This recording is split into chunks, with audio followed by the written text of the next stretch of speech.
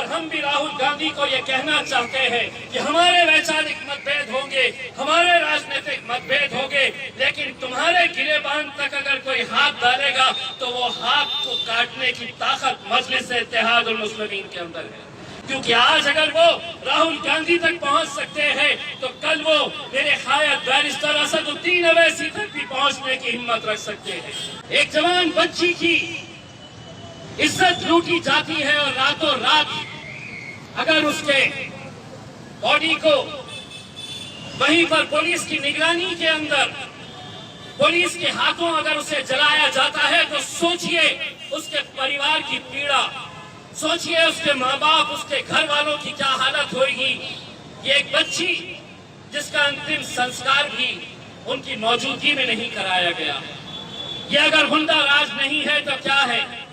और क्यों नहीं वही भारतीय जनता पार्टी के लोग बाहर निकलकर इसकी निंदा कर रहे हैं?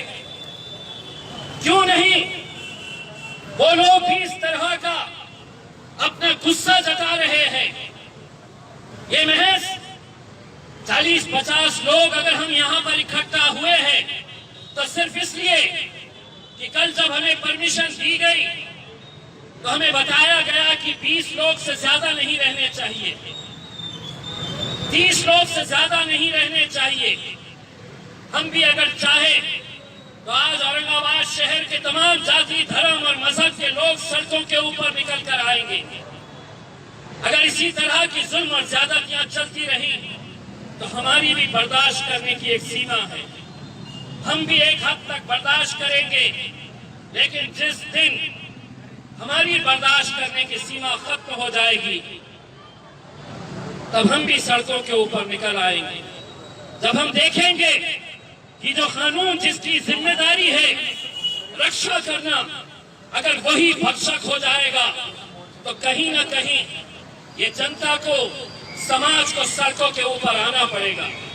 हमारे मतभेद होंगे, कांग्रेस पार्टी के साथ हमारे राजनीतिक वैचारिक मतभेद हो सकते हैं और है, लेकिन उस पार्टी के सबसे प्रमुख नेता राहुल गांधी के गिरेबान तक अगर पुलिस चले जाती है, अगर उसका गला पकड़कर उसे नीचे गिरा देती है तो हम निंदा करते हैं और हम ये कहना चाहते हैं कि ये लोकतंत्र के अंदर राहुल गांधी को अगर गिराया गया है तो कांग्रेस के साथ हम भी इस मुद्दे के ऊपर खड़े हैं और हम भी राहुल गांधी को ये कहना चाहते हैं कि हमारे वैचारिक मतभेद होंगे, हमारे राजनीतिक मतभेद होंगे, लेकिन तुम्हारे गिरेबान तक अगर कोई हाथ डालेगा तो वो हाथ को काटने की ताकत मजलिस इत्तेहादुल मुस्लिमीन के अंदर है। क्योंकि आज अगर वो राहुल गांधी तक पहुंच सकते हैं तो कल वो मेरे ख्याल बैरिस्टर असदुद्दीन अवैसी तक भी पहुंचने की हिम्मत रख सकते हैं। जहां पर भारतीय जनता पार्टी भी यहाँ पर औरंगाबाद में कहीं पर भी क्यों ना हो, ये सोच ले कि अगर तुम्हारे घर में बेटियां हैं, तुम्हारे घर में अपनी बहनें हैं तो तुम्हें इस घटना की निंदा करनी होगी। सियासत अपनी तौर के ऊपर चलेगी। ये चोर, ये लुच्चे लफंगे आएंगे जाएंगे। ये मुख्यमंत्री योगी आदित्यनाथ आज रहेगा, कल नहीं रहेगा, लेकिन अगर उसका समर्थन करेंगे तो सोचिए उन दरिंदों की हिम्मत कैसे बढ़ेगी। वो दरिंदों को लगेगा कि मुझे तो अगर सरकार की ताकत मेरे साथ में है तो मैं ऐसे ही बलात्कार करते जाऊंगा। और सिर्फ एक ही नहीं, यही मनीषा नाम की लड़की नहीं, हम राय रोज उत्तर प्रदेश के अंदर, बलरामपुर के अंदर, भदोही के अंदर हर रोज इस तरह की बलात्कार की घटनाएं हो रही हैं।